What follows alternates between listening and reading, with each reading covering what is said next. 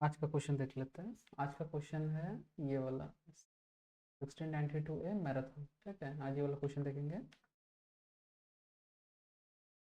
तो ये question question ये कहता है कि चार डिस्टिंक्ट इंटीजर्स हैं। ठीक है, ए बी सी डी। ठीक है, ये कहना चाहता है कि ये एक है तिमूर और and three other peoples are running a marathon. चार जन मैराथन में दौड़ रहे हैं। ठीक है, उसमें से ये ए है जिसका नाम है तिमूर है। ठीक है, तो value a is the distance that Timur has run and b c d corresponds to the distance the other three participants ran। ठीक है, इसका मतलब ये है कि टोटल चार मैराथन रनर्स हैं। ठीक है, चार रनर्स है उसमें। पहला वाला जो है वो तिमूर को इंडिकेट कर रहा है। इसमें बोलता है कि तैमूर अब तक मैराथन में कितना डिस्टेंस कवर किया है उसको जैसे ये ए वेरिएबल में असाइन किया जाएगा। ठीक है, उसी तरह चार और तीन है, एक दो तीन, ये तीन और हैं जो सर्टेन डिस्टेंस मैराथन में दौड़े रहेंगे। उसका वैल्यू ये बाकी वेरिएबल्स में स्टोर करना है। ठीक है, तो इसमें करना ये है कि output the number of participants in front of Timur. इसका कहना है ये है कि तिमूर के कंपैरिजन में मान लेते हैं तिमूर जैसे यहाँ पे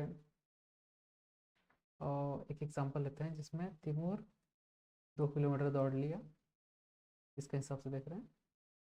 उसके बाद एक और जो कैंडिडेट है वो 3 किलोमीटर दौड़ा। उसके बाद सी वाला जो पार्टिसिपेंट है वो 4 किलोमीटर दौड़ा, और जो डी वाला पार्टिसिपेंट है वो 1 किलोमीटर दौड़ा। ठीक है, तो अब देखते हैं कि तैमूर के कंपैरिजन में बाकी कितने हैं जो उससे आगे हैं। तो देखें तो ए के कंपैरिजन में बी आगे है। ठीक है, क्योंकि ये 1 किलोमीटर आगे दौड़ रहा है। और अगर सी के साथ उसको कंपेयर करके देखते हैं तो देखते हैं कि वो ए के कंपैरिजन में 2 किलोमीटर आगे चल रहा है। लेकिन जब ए का डी के साथ हम कंपैरिजन करते हैं तो देखते हैं कि वो पीछे चल रहा है। ठीक है, तो इसमें हम लोग टोटल देखते हैं कि बी और सी जो है ये दो ही हैं जो तैमूर से आगे चल रहे हैं। ठीक है, तो हम लोग को यही दिखाना है, जैसे यहाँ टोटल 2 आउटपुट आया है। ठीक, तो एक और ले लेते हैं, जैसे ये 500 600 400 एंड 300। ठीक है, इसमें हम लोग देखते हैं कि 500 जो तैमूर का डिस्टेंस है, अब इससे चेक करेंगे बाकी का। तो 600 ये आगे है, एक है।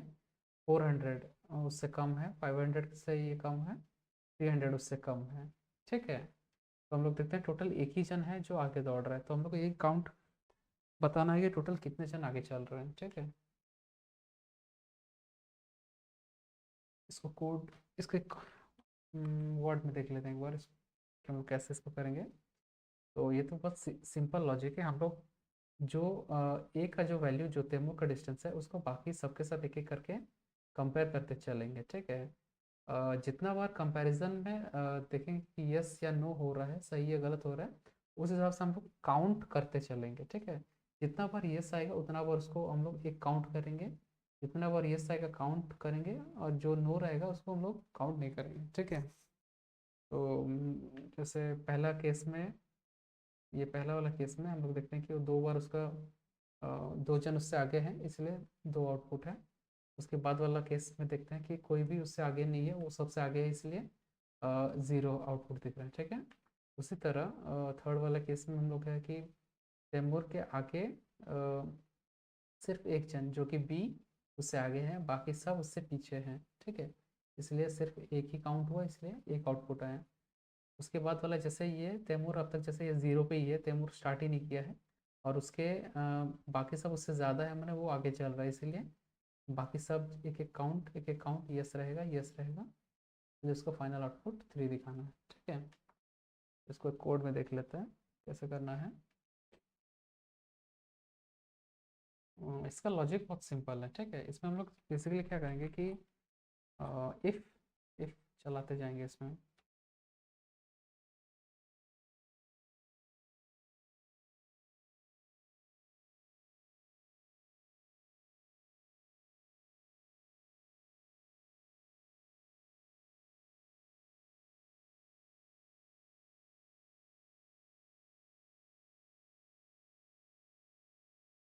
It's slash standard c plus plus हम लोग यूज़ करेंगे फाइल, और नेम स्पेस ऐड कर देते हैं इसमें, स्टैंडर्ड नेम स्पेस। सबसे पहले एक वेरिएबल लेंगे एन को रीड करेंगे। ठीक है, रीड करने के बाद हम लोग क्या करेंगे, जैसे इसमें टोटल इनपुट का वैल्यू जब 4 लिए तो हम लोग का लूप चलाना होगा। लूप में हम लोग हर बार ये ए बी सी और डी का हम लोग को इंसर्ट करना रहेगा। ठीक है, तो हम लोग फॉर लूप यूज़ कर सकते हैं या फिर वाइल लूप यूज़ कर सकते हैं। तो इसमें हम लोग वाइल ले लेते हैं, वाइल एन माइनस माइनस, जब तक एन 0 ना हो तब तक लूप चलते रहेगा। तो एन का वैल्यू 4 है तो हम लोग का 4 बार लूप चलेगा। ठीक है, तो इसमें हम लोग जैसे हम लोग का 4 और वेरिएबल हम लोग लेंगे। ठीक है, जो हम लोग का सब इनपुट्स होंगे, इसका नाम देते हैं, एक ए देते हैं, एक बी देते हैं, एक सी देते हैं, एक टी देते हैं। ठीक है, और एक इनपुट और एक वेरिएबल ले लेते हैं काउंटर करके, या काउंट रख देते हैं। ठीक है, काउंट, इसको हम लोग 0 से उसको हम लोग डिक्लेयर कर देते हैं। ठीक है, 0 से इसलिए उसको डिक्लेयर कर देते हैं क्योंकि हर बार हम लोग जैसे ही काउंट 1 होगा तो काउंट का वैल्यू जो 0 से स्टार्ट था, जैसे ही 1 आ जाएगा तो काउंट इज इक्वल टू +1 हो जाएगा। ठीक है, उसी तरह जैसे काउंट एक और 1 हुआ तो यहाँ काउंट इज इक्वल टू 1 + 1 2 हो जाएगा। ठीक है, इसलिए हम लोग एक काउंटर ले लेंगे इसमें। अब हम लोग क्या करेंगे, इसको रीड करते हैं, सेम ए बी सी और डी। ठीक है, इसके बाद हम लोग चेक करेंगे, इफ़ हम लोग को चेक करना रहेगा, if a less than b. ठीक है, अगर ये कंडीशन सही हुआ तो हम लोग काउंट प्लस प्लस करेंगे। ठीक है, तो फिर हम लोग एक और इफ़ चेक करेंगे, इफ़ ए लेस देन सी।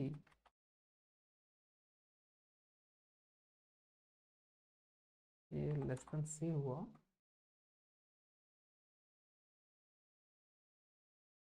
हम लोग काउंट प्लस प्लस करेंगे। ठीक, तो क्लोज कर देते हैं।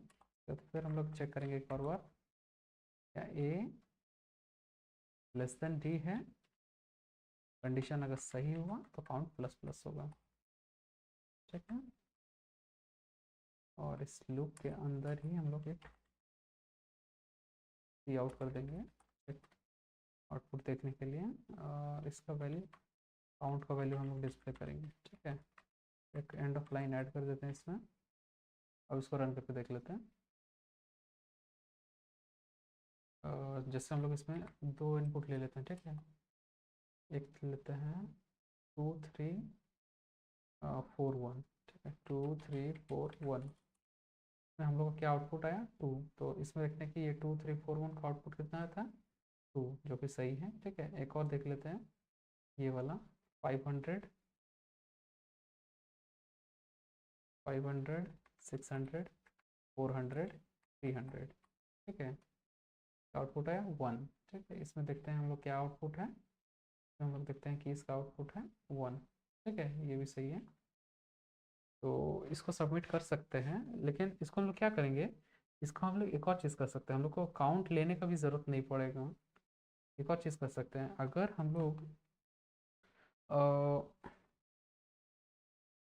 डायरेक्ट अगर सी आउट करेंगे, ठीक है, और इसी में हम लोग अगर कंडीशन यहीं पे कर देंगे कि कंडीशन अगर ट्रू हुआ तो ऑटोमेटिक उसका वैल्यू हम लोग को +1 देगा ही। ठीक है, जैसे मान लेते हैं कि हम लोग इसको अगर सी आउट करते हैं, सी आउट अगर ए लेस देन बी करेंगे। ठीक है, तो हम लोग का ये क्या है कि कंडीशन जो चेक कर रहा है ए लेस देन बी, हमेशा कंडीशन अगर ट्रू होता है, कंडीशन जब ट्रू होता है, ट्रू का वैल्यू हमेशा 1 होता है। ठीक है, और कंडीशन अगर फॉल्स हुआ तो उसका वैल्यू 0 होता है। ठीक, तो हमेशा अगर मान लेते हैं कि ये जो वैल्यू हम लोग ले रहे हैं, अगर कंडीशन ट्रू हुआ तो ऑटोमेटिकली हम लोग इसमें वैल्यू 1 आ जाएगा। तो हम लोग हर बार काउंट यूज़ करने से अच्छा है, मान लेते हैं अगर इसी में ही हम अगर इसको प्लस करके एक और कंडीशन चेक कर लेते हैं, ए लेस देन सी, और डी का भी इसी तरह ए लेस देन डी। इससे क्या होगा, हम लोग को काउंट यूज़ करने का ज़रूरत नहीं पड़ेगा, ये काउंट वाला वेरिएबल लेने का ज़रूरत नहीं पड़ेगा, ठीक है। इसको एक काम और दे देते हैं, एंड ऑफ द लाइन इसमें ऐड कर देते हैं, ठीक, रन करते हैं। इसमें एक दो इनपुट लिए, एक लेते हैं 2341 जो कि है 2, उसके बाद वाला लेते हैं जैसे 10,000 वाला, फिर 0, फिर 1, फिर 2, आउटपुट क्या है 0, जो कि 0, ठीक है। इसमें इसमें क्या हुआ बेसिकली, हम लोग जैसे यहाँ पे इनपुट ले लिए, इनपुट लेने के बाद यहाँ पे क्या हो रहा है, पहले चेक कर रहा है कि क्या ये वाला सबसे पहले चेक कर रहा है क्या यहाँ पे टू लेस देन ये वाला ए माइनस बी में क्या टू लेस देन 3 है।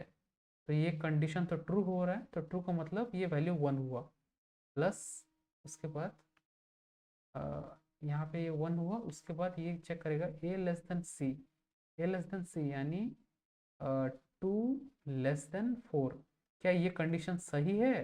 तो कंडीशन तो सही हो रहा है, तो कंडीशन जैसे सही हो रहा है, सही का मतलब ट्रू का मतलब +1 हो गया, ठीक है। उसके बाद फिर प्लस ये ए लेस देन डी, क्या ए लेस देन डी है यानी ए 2 लेस देन 1, क्या ये सही, कंडीशन तो गलत है, तो यहाँ पे इसका वैल्यू 0 आएगा। तो हम लोग 1 फाइनल क्या फाइनल आएगा सी आउट में 1+1, हम लोग यहाँ पे 2 डिस्प्ले कर रहे हैं, ठीक है।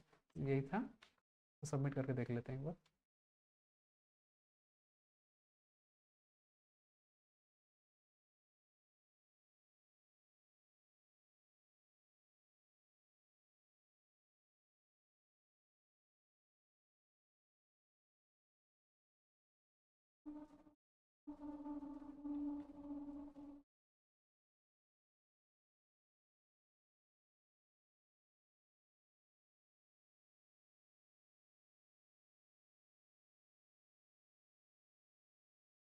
ठीक है, ये एक्सेप्टेड, ठीक।